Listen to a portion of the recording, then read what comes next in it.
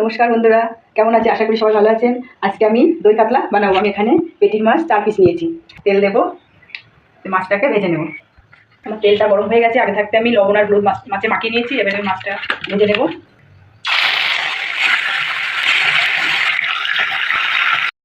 আমার মাছটা হয়ে গেছে। এটা বেশি কড়া করে ভাজা যাবে না, অল্প ভেজে তুলে নেব।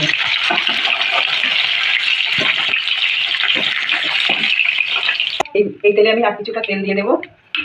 একটা শুকনো লঙ্কা ফোড়ন দেবো, জিরে দেবো, রসুন আদা জিরে বেটে রেখেছি সেটাকে দিয়ে দেবো। দেবো এবার আমি কাজু আর পোস্ত যেটা বেটে নিয়েছি সেটা দিয়ে দেবো।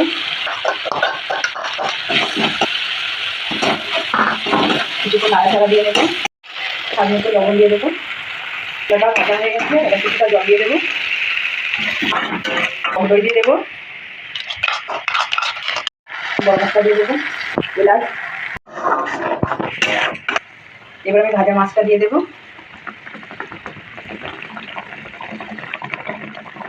ভাজা মাছটা দেওয়া হয়ে গেছে। এবার কিছুক্ষণ রেখে দেবো। আমার দই কাতলাটা রেডি হয়ে গেছে। এবার আমি নামিয়ে নেব।